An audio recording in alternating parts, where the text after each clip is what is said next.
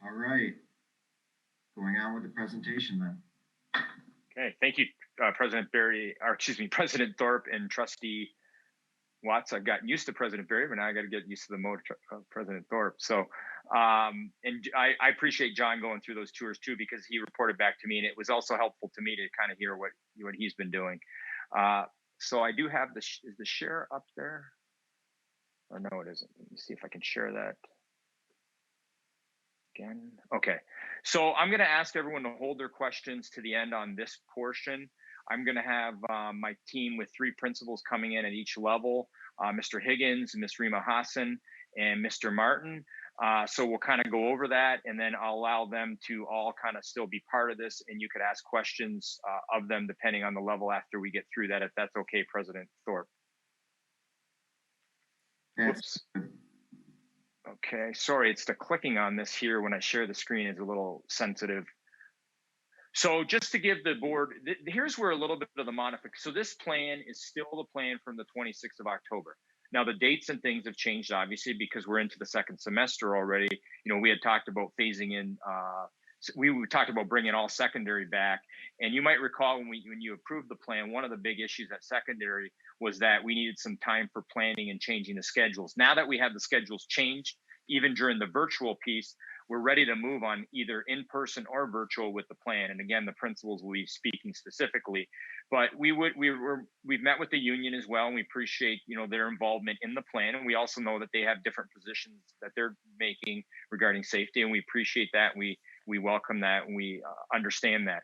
We'd be looking at some duty time to get, initially, I just want to mention, depending on when it is, we'd be looking at some duty time. We would then look at a week 1 where we would be phasing in, you know, learning labs with, you know, Act 18, special ed. And that's when we would say staff would now be reporting in the buildings to start getting ready for that in person. It would also give us a chance to look at the technology, and we talked to Mr. Patterson to make sure. Then you would see 2 weeks later, we would do a phase in, and this is where we've tweaked it a little. We've added 6th and 9th grade. The previous plan just had K2. And then the semester, but because we're beyond the semester and we're ready now at the secondary, we would do a phase in. We think that the phase in is much better than just starting everyone all together, because it will allow us to get people accustomed and not to have as much traffic. And again, these are going to be, you're going to see later that these are going to be hybrid models. So it's not that everyone's coming on every day. The principals will be presenting on that. Week 4, we would be then looking at preschool, grades 3 to 5, 7 and 10. And then week 5, we would be looking at 8th grade, 11th and 12th. And again, we believe that's the responsible thing to phase in.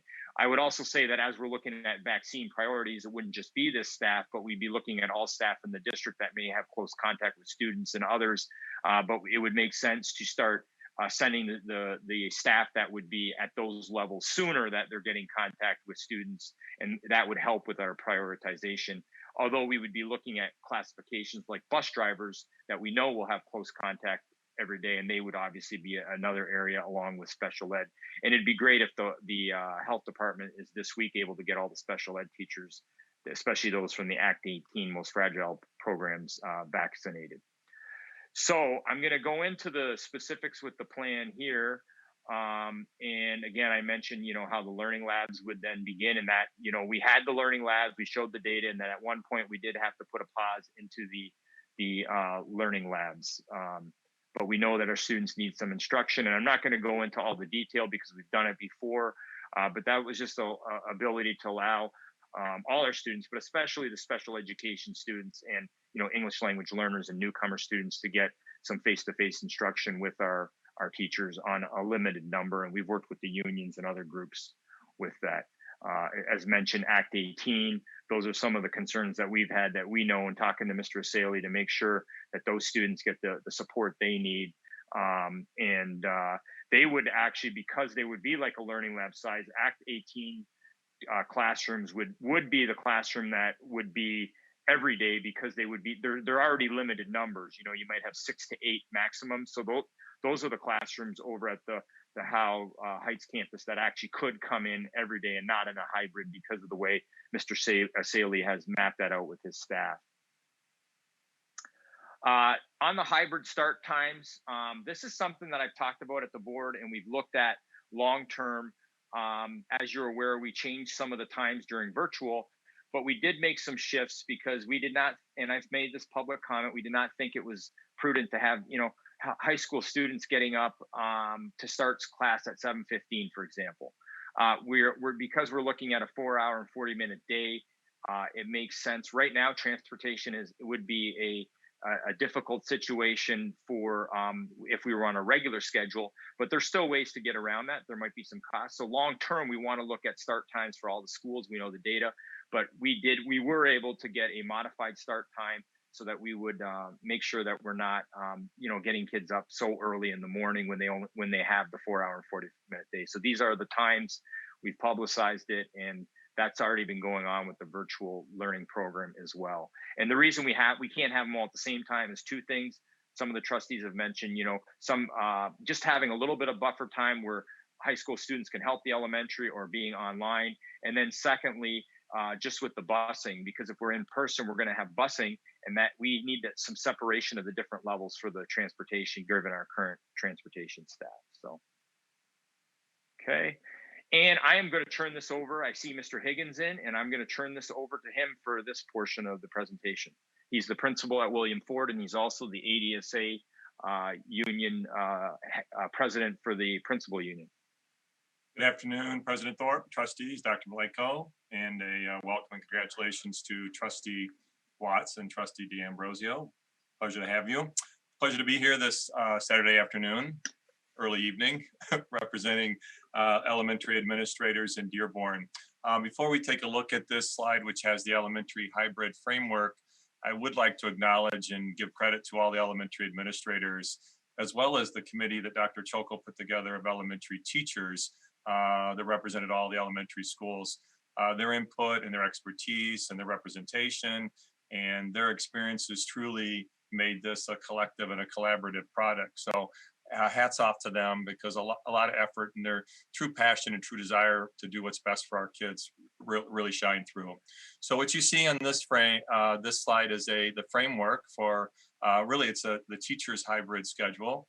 And you can see that the day is a regular, like Dr. Maleko just mentioned, is a regular day, 35 to 3:45. Students will be in person in the building Monday, Tuesday, Thursday, and Friday, as we'll look at in just a moment here in two different groups. And Wednesday will remain like it is right now, which is a remote synchronous instruction for the entire class. So that will stay the same. And as Mark Andrews mentioned earlier as well, that'll be that day too, where we can really arrange for a deep cleaning of the building. And like he mentioned as well, we can make sure we work around teachers who are teaching remotely within their classrooms. So I think the first thing that we as building administrators needed to do was to take our students and to split them into two groups, a group A and a group B. That's a little bit of a challenge because we need to make sure that we also accommodate families to make sure that they have their, if you have a first, a third, and a fourth grader, they're coming on the same day. So, well, we actually, my assistant, Miriam Farhat, tackled that this past week, and wasn't as difficult as we thought it was going to be. So we'll be able to manage that to make sure we accommodate parents as well. So I think the best way to go through this is just to kind of give an example of what it would look like if you have a child in group A. So I'm going to go through it that way, and then we can, I think that'll be the best way. So let's say your child is in group A. So they are in person in school on Monday and Thursday. So let's just start with Monday. So they would come Monday. It's a 9:40 start, as Dr. Maleko referenced, and they end the day at 2:20. Pretty much, I think it might be maybe building by building, but it'll be ELA in the morning and math probably and social studies and science in the afternoon with lunch. So lunch will vary from building to building. If you have a question on that, maybe I could kind of address kind of the way we're going to do it here at William Ford, but it probably will be different from building to building. So they are the ones in person. Group A is in person at school. They come here at 9:40. However, those students who are not in person that day, Group B, they will be Zooming in with the classroom teacher at 8:35. They will Zoom in with them. there's a window of time there of about 45 minutes or so that the teacher can have with that group, the students who are going to be at home. And really it's to set up the day for them, expectations for the day.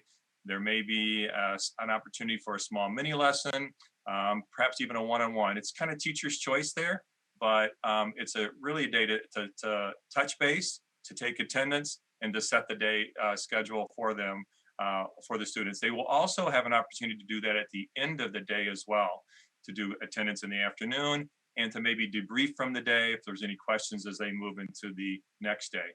Additionally, those students who are at home on the day that they're not in person, there will be an opportunity for them to visit live special area classes. For instance, they may do music in the morning live, and then they have art or PE or media or something like that in the afternoon. Okay, so then on Tuesday, the group A is at home following that remote schedule. The teacher touches base with them. And then the group B is in person from 9:40 until 2:20.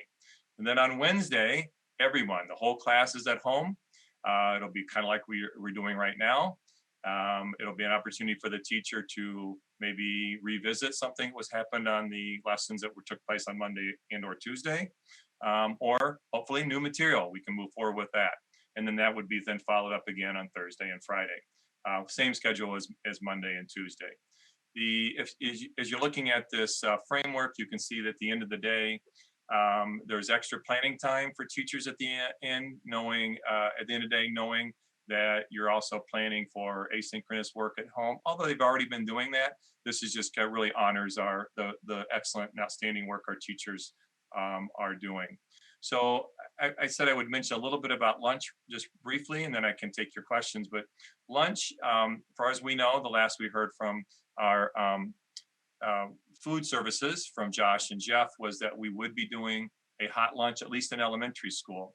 And so that was wondering how you're going to make that happen at the elementary schools. We are going to have the kids come directly in and go right to a assigned seat, socially distanced, go right to that. And then we can call them row by row. So there's not that congregating long, big line as they're waiting. Because as you can imagine, our elementary kids are, going to maybe struggle for that line. So that's why we're going to avoid that and have them sit and then go up, get their lunch, and then come right back to their table to sit. I think we have a good plan. Again, that's going to vary from cafeteria to cafeteria. I have the space to do so. We have a huge building, but, even though I have like 120 kids per grade, with half of them here, we're looking at 60. So it's definitely manageable. I will take questions if there's anything. I know it's kind of a quick run through there, but if you have questions for me, hopefully I'm sure I can do my best to answer those. Mr. Higgins, let me ask the first question. From what you just said, it sounded like the specials, so music, art, gym, are going to be continuing online. That is correct. At this time, yes, that is correct. So that way, while the students are at home, they will touch base with, first of all, their classroom teacher beginning of the day and the end of the day, and then they will touch base with another live person in the morning and the afternoon in theory. So yes, that's one reason. That's not the best case scenario. However, it also was an opportunity for us to really make sure that we socially distance. We didn't have kids in the hallway very often. We didn't have kids going to an art room repeatedly throughout the day, and avoiding that kind of situation. Yes. Thanks. Mm-hmm. Trustee Petlicoff.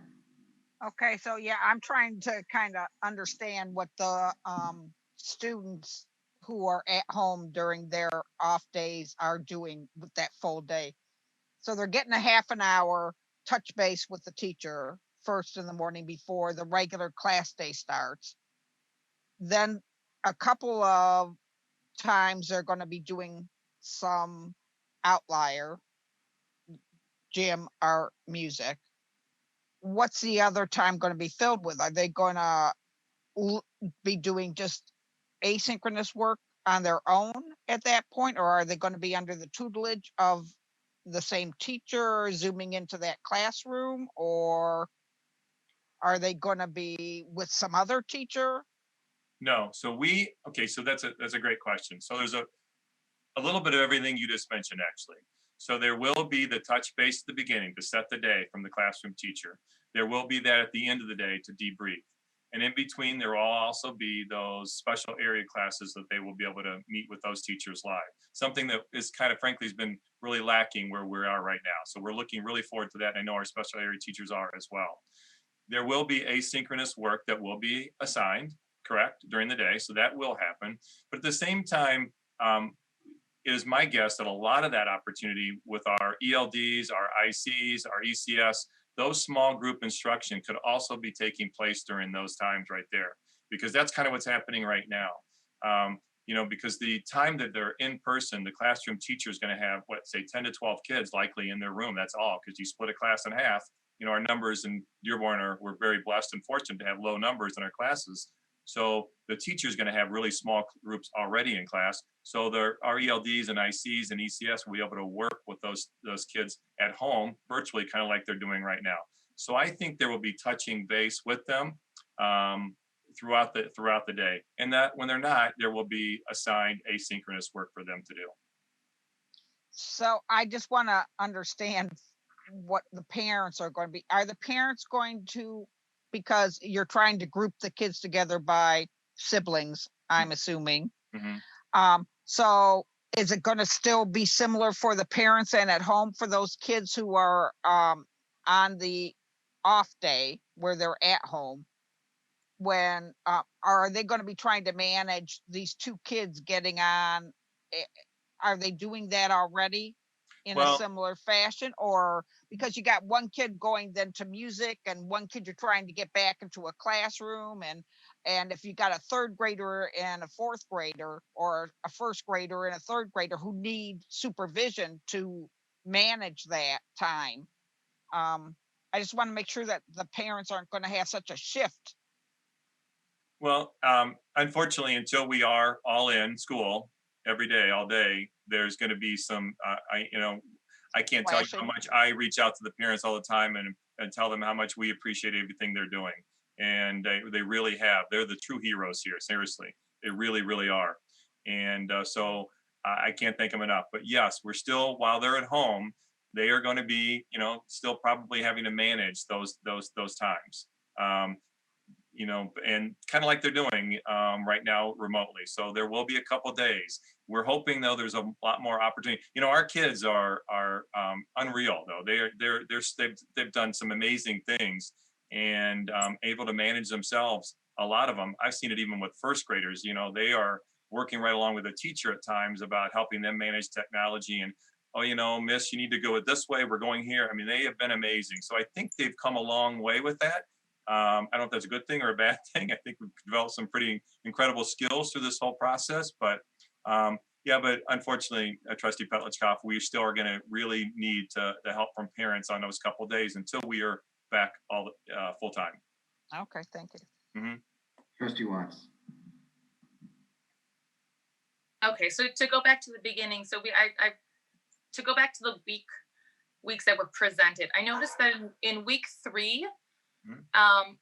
This was not on there, but I think it was mentioned that grades K through 2nd, 6th, and 9th. Is that where GSRP is going to also be placed as in week 3?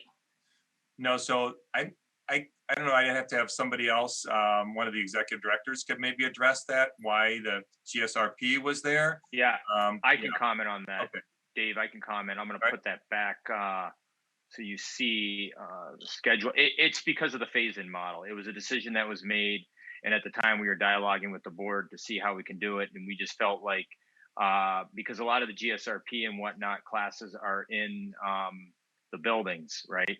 And so again, it's just part of the phase-in model that we determined we were going to do, which is, let's see here, I'll go back. So yes, it would be, we made the decision to put it into the second week rather than the first week is how we would phase in. So they would be going in with the kindergarten group or with the 3rd grade group? It would be, the preschool would be with the 3rd to 5th group and the 7 to 10. So they would be in week 2. Okay.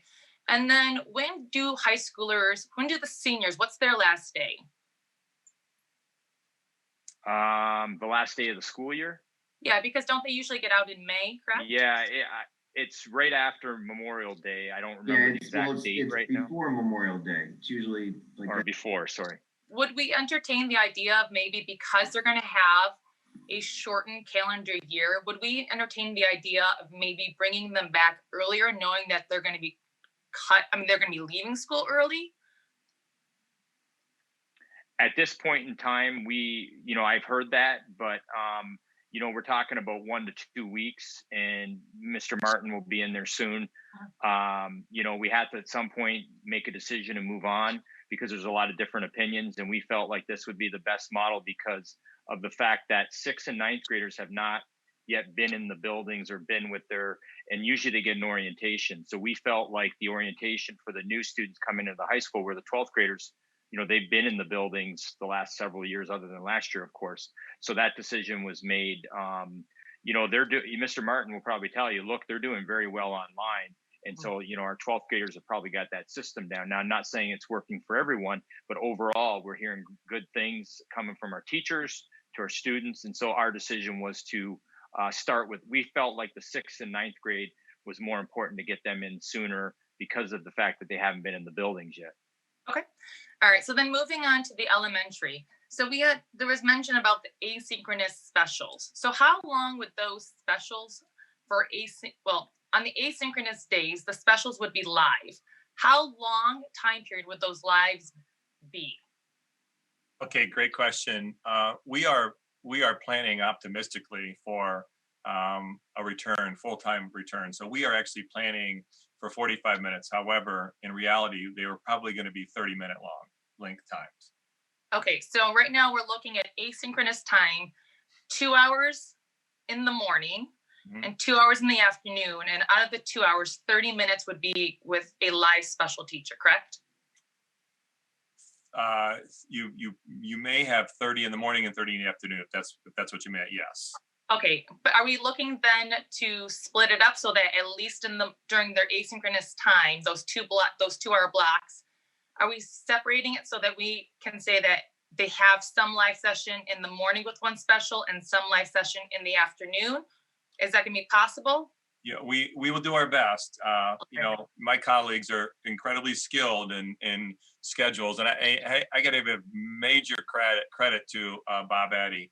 He's the one who put together and worked that. He's got a mind who can see that. So he's done a lot of work with that. So yes, at Bob Addy at Duval. So in theory, yes, we would like to be able to do that. And we do that within our buildings as well.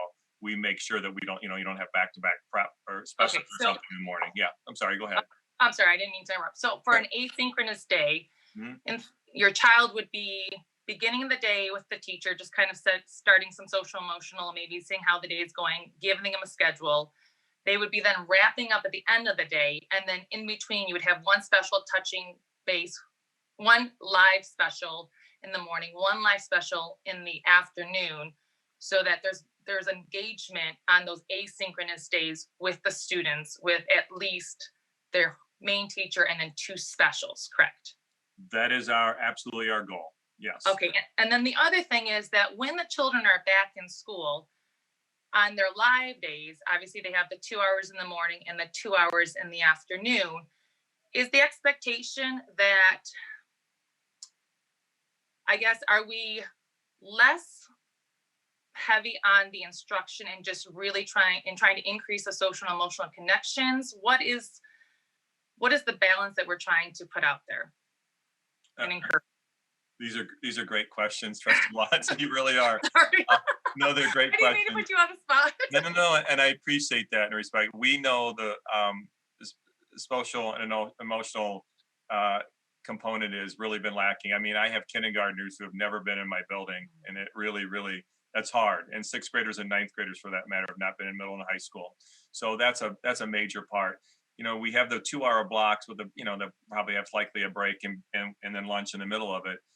So those, I'm assuming you've had an opportunity to come visit some classrooms and see what they're doing already. And that is so embedded as part of what they do, as part of their instruction as it is. So, I know so many of my teachers gauge their students at the beginning of the day of where they are, how they're feeling and everything. That's been so important. And I believe that is also going to take place in person. I think even more. It's funny you mentioned this because we actually had this discussion yesterday with one of the teachers who was here distributing materials at the end of for the next quarter, and they were saying it's going to be so difficult when they see these kids not to run, not that and that hug that may be necessary for a 5-year-old or a 6-year-old. That's going to be a real challenge for all of us. So that's definitely going to be a major part. And those 2 days, I think, are going to do wonders for them being in the building and creating that. So, yeah, that's so important for us. Yeah. I think I just want to make sure that we're allowing that sort of grace period to kind of let those relationships foster versus Absolutely. through the screen, right? So that we can just take a deep breath and just remember, the instruction, the social emotional component that we're all trying to maintain with those children and trying to grow that. And then with that, are we looking then to increase coaches in the classroom? Is that just the third grade? You're talking like instructional coaches and Right. Like I know our reading coaches. Is that going to change at all? That would be great. Is that a recommendation for our executive directors to get more coaches in our classrooms? No, you know what? I'm pretty blessed with resource staff who can't wait. They can't wait. And so I don't know the question of that. I know we've had discussion about, the read by third grade and where our coaches were, our instructional coaches in particular, where they were in preparing our second graders for third grade. That is an ongoing discussion we are having about where our greatest need where our greatest need is. And so we have been looking at how do we graduate, for lack of better words, some of these kids from this and get our coaches in with maybe the second grade to provide support there.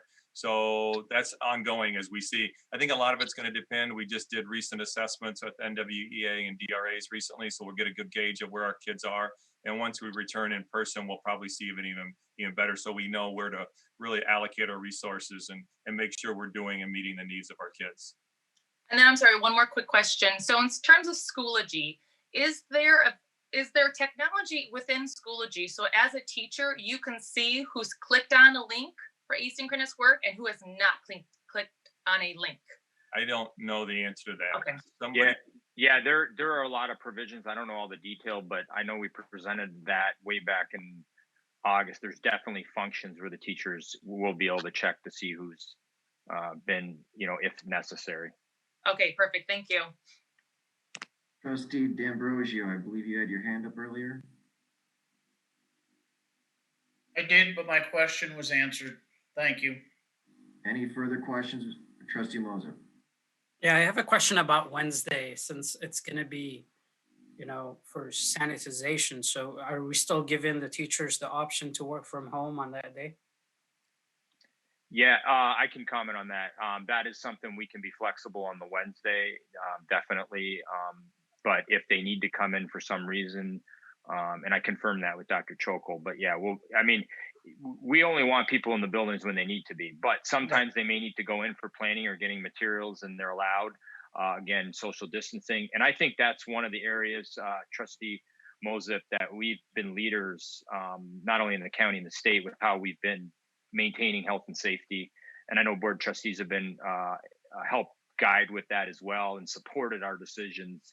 I know when President Barry was there, I'd call him and say, look, I'm making this call to say work from home as much as possible. And he said, I support that because health and safety and the rest of the board has. So we definitely will be reasonable with those days. If you don't need to be in there, then we don't want, the less close contact. And the nurses will be in my ear too, because they're, Amy is very convincing, and Miss Khan, and they'll be calling me in the morning saying, and that's why we're a team. And so, yes, we will be flexible. That's great. All right. Thank you, Mr. Higgins. You're welcome. Thank you, everyone. All right. So I have Miss Hassan. Thank you, Mr. Higgins. We have great principals in the district, top-notch principals. And I have Miss Hassan coming in on middle school. And then we're going to have Mr. Martin. So I'm going to turn it over to Miss Hassan from Woodworth.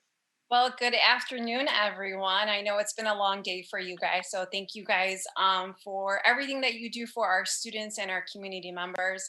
I'm going to set up the secondary overall view, and I know my colleague Adam, principal at Dearborn High, will also follow up with what the high school will look like. because our frameworks are pretty much similar. As you can see here, we will be looking at 2 group cohorts. Students in, let's say, cohort A will come on Mondays and Thursdays, and the other group will come in on Tuesdays and Fridays. On Wednesdays, very similar to what David Higgins was talking about in elementary, all of our students will be at home doing the synchronous live sessions as they are doing now. In middle school, if you recall, we did move over to all live instruction, all classes that students would see their teachers. And so our synchronous would continue with this model as well here. On the days that students are not in the building, they will be remoting into their classrooms at the same hour as their peers are when they're in the building. So you can see here in the beginning of the day, teachers start with extra planning time. And this is the 7th and 8th grade model we're looking at. And 6th grade has a little slight variation because every building has a different type of schedule that goes along with their 6th graders. So this is for primarily 7th and 8th graders overall view. So we have extra planning 30 minutes for teachers in the beginning of their school day. Then when our students do come into the building, we start with our advisory class, which is really focused on social emotional. And that is also the time that students will, be receiving kind of like a breakfast bar as they come in. And then that will lead us, students will go through their schedule from 1st to 6th hour period. And then there would be obviously dismissal. They will be having that lunch period at home. And then this also gives our teachers their lunchtime. And then we will go into learning labs. If you see here for the Wednesday synchronous time, it follows very similar schedule. You notice the same time of start. There's some variations in the timings slightly, just so we can include that lunch period for kids in the middle of their day. That way it allows for them to continue with their classes like 5th and 6th hour, and then gives our teachers that really needed team time, having parent meetings. And we've been doing that every Wednesday so far since we've implemented the all synchronous classes. And on Wednesdays, it's been very beneficial to have meetings with parents and meeting as a team to kind of discuss students who need our support the most. I will now turn it over to my colleague, Adam, and then we will take your questions after. Thanks, Rima. And President Thorpe and trustees, I appreciate the opportunity to come speak to you and echo Mr. Higgins' sentiments. Congratulations to the new trustees. So Rima and I were texting actually throughout the day as we were waiting here. So because the secondary is so similar, we'll present kind of together. There's some nuances there. And then certainly if you guys have questions, we're pretty comfortable bouncing back and forth. So in terms of the high school hybrid schedule, as you see, similarly to elementary and middle school, there's 2 groups, an A group and a B group. A group would be attending Monday, Thursday, and the B group attending Tuesdays and Fridays.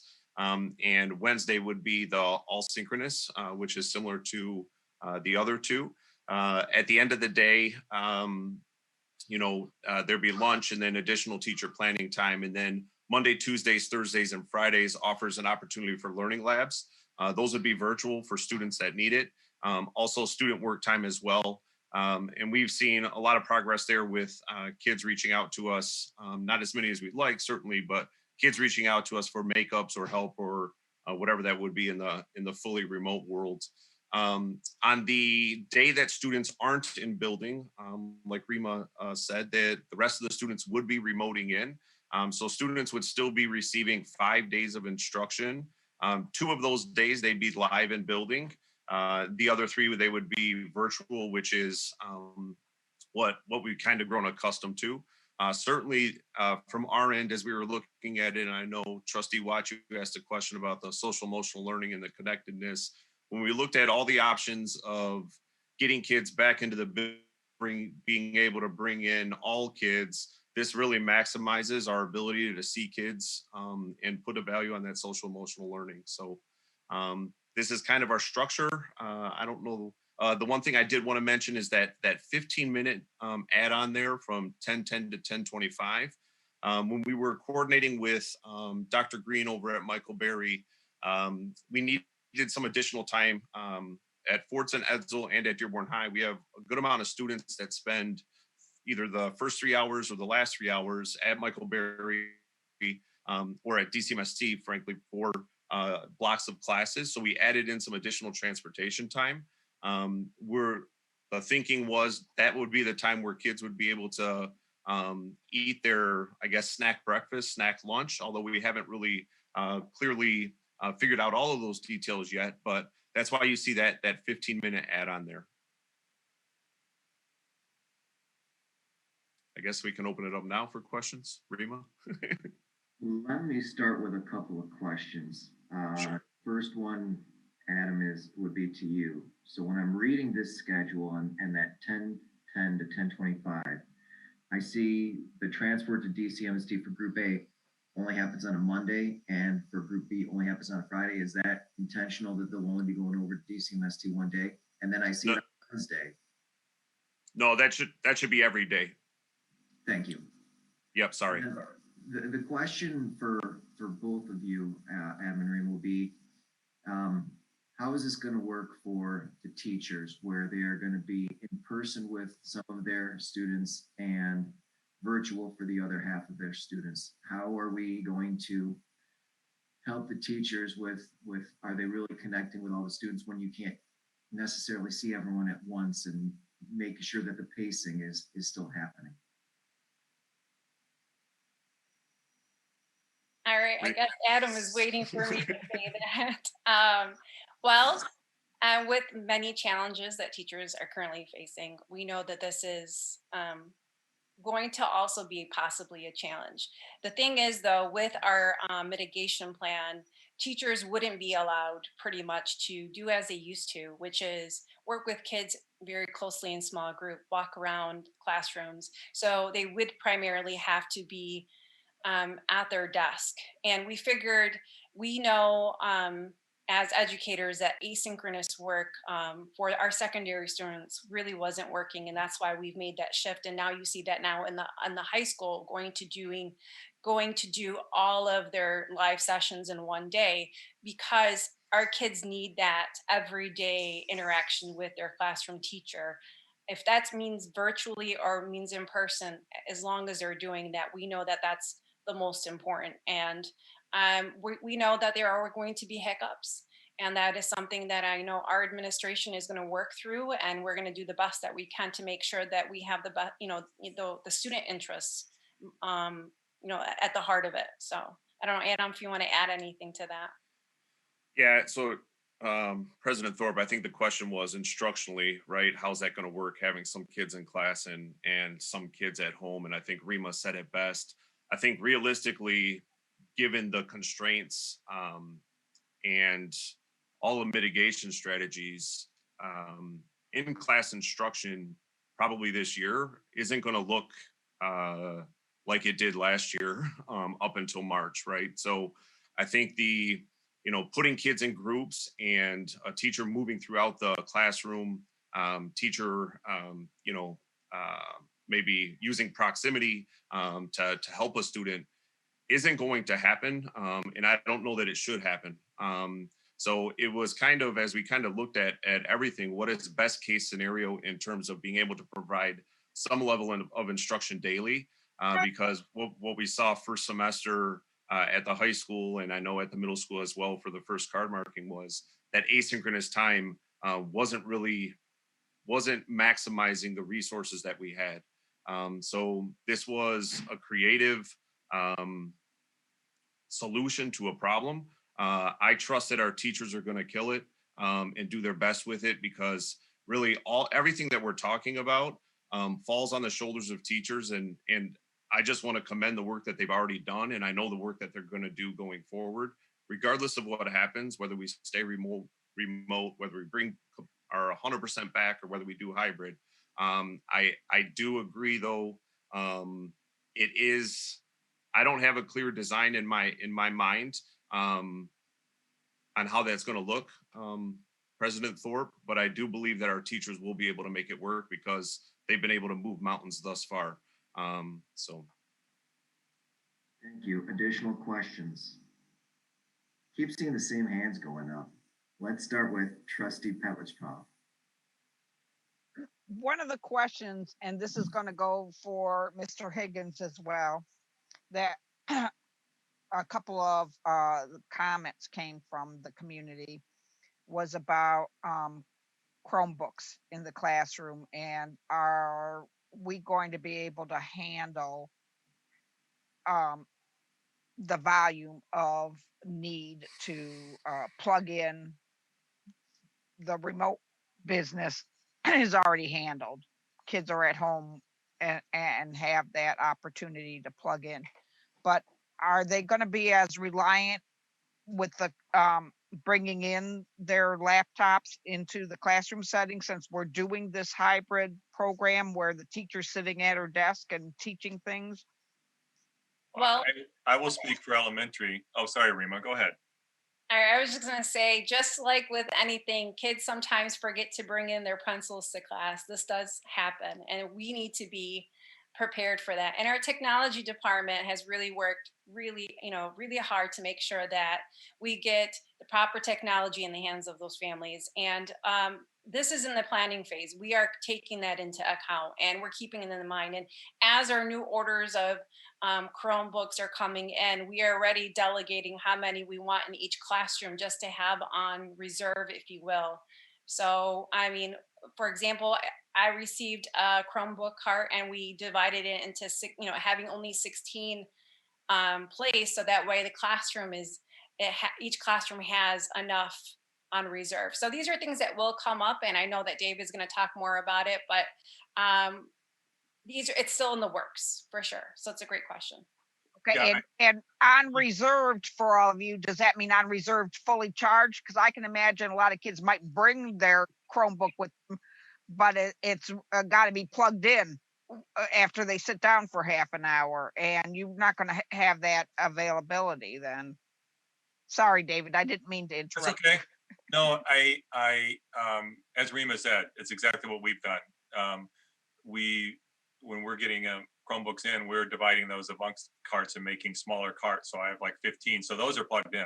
Those are charging as the day goes. However, I can't speak for the middle and high school because there may be some zooming in. I don't know where they stand with that. But from here, our goal is when they come in live in person, we're going to try to attempt not to use any technology. I mean, our goal is going to be interacting with the teacher. So at least in the elementary level at this I like to hear that. So they're going to be at home on the other 2-3 days where they're using the technology, and we're going to take advantage of having them here in front of us. Okay. Yeah, so Trustee Petlicoff, I'll answer too a little bit from the high school perspective. I think that's one of the reasons why. So Mr. Patterson says our infrastructure can hold it, but there's no guarantee until you actually test things out. And that's one of the benefits of phasing in smaller amounts of kids at a time. So you can theoretically test what that's going to look like. We're not really going to know until we have everybody there though. But I think, bringing in 250 kids in the first week and then adding another 250 will give us a good idea about what we do and what we don't need.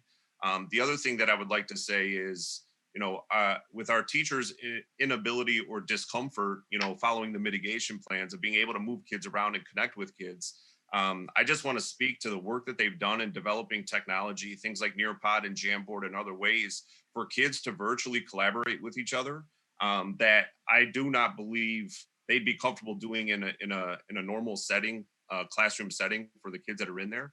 And that's one thing that I'm going to be pretty eager to see how they're going to be able to connect. This goes back to the earlier question from President Thorpe. Maybe connect kids that are in the class with kids that are at home, where they're still able to collaborate on assignments or collaborate on work using the technology tools and doing that stuff virtually. But Mr. Patterson has said our infrastructure should be able to support what we're trying to accomplish. And if not, do we have a plan B? Because we keep on shifting and I hate to have, the kids have gotten into a routine right now. And if we lose a few weeks trying to correct this, if it doesn't work the way planned, I hope we have a backup plan being developed just in case. And we are always developing backup plans. So don't I worry. know. This is something that we definitely will take into account and make sure that we keep in mind for sure. Thank you. Trustee Watts. To go back a little bit for the elementary, the things that are going to be assigned asynchronous, is that going to be new material for the children, or is that just going to be material that will review Monday's lesson and or scaffold from Monday? You know what, I would, if I was to guess, and those conversations that had from classroom teachers who are part of that committee, more than likely it will be follow-up from the lesson prior to that day. However, there's a lot of things that, as you mentioned, with there maybe the initial aspect of scaffolding for an upcoming lesson that could happen as well. But more than likely, it's just that since the direct support or feedback will not be there, it probably will be independent practice from the previous lesson. But Okay. that could vary. Okay. And then for the secondary, I don't know who wants to take this one, but the question is, so since they're remoting in, will the lessons then, it's with a new lesson, correct? Right. For like an AB. And then is there going to be time, for instance, at the beginning of the class period where they may do a review just to see, make sure the concepts were, are understood by all the students? So is there going to be a little bit of a time that you can kind of connect to see where all the students are with maybe those who are synchronous versus asynchronous? So, Yeah. Oh, go ahead, Dave. Yeah. So yeah, I'll take the first one here because I've let you take the other ones. I would say yes, absolutely. Our teachers have done a phenomenal job building kind of an instructional cycle, even right now between asynchronous and synchronous, to balance that. And if you're thinking about it, they may have kids in the classroom, but they're still going to be kind of virtually teaching. Even the kids at home, I guarantee that they'll be building in time to, whether that's a exit slip before all the kids leave, and that's the kids that are at home or in class, and they can do that electronically, or bell work coming in and checking in, or just providing time and space for, hey, we're going to spend 5 minutes just to touch base about yesterday, or we've had some teachers build in time at the beginning of every class for social emotional learning, and just an empty space and time to really build relationships and go from there. So Trustee Watts, I think teachers will continue to do that. And one of the benefits is if you give artists license to create, it's amazing what they can do. And our teachers have been master artists here for the last semester. And I know going forward that they're going to continue to do that work. Yeah, I couldn't agree more. It is amazing what they've been able to do. And then the other question is, I see that you have the 15 minutes, and that was to allocate for time for transportation to various places. Those who are not leaving, where will they be for those 15 minutes? So we've had a couple of conversations. Most likely they'll stay in their third period class. Those kids that need to transition to Michael Berry DCMST would be dismissed out of that third period class. The other kids would stay in there. Again, that could be. So we've kind of talked through what that time could look like. I know at each of the high schools we do morning announcements and do some other things. It would be an opportunity. We talked about the grab and take breakfast or grab and take lunch. Opportunity for them to eat that snack as well. So okay, all right, thank you. You're welcome. Other comments before we move on? I don't see any hands. The one thing I said earlier is how are the teachers going to handle this if they only see half their students? But then I realized that would be an improvement for the middle and high school compared to what the teachers are probably seeing right now. So they're teaching to a lot of black screens, I believe.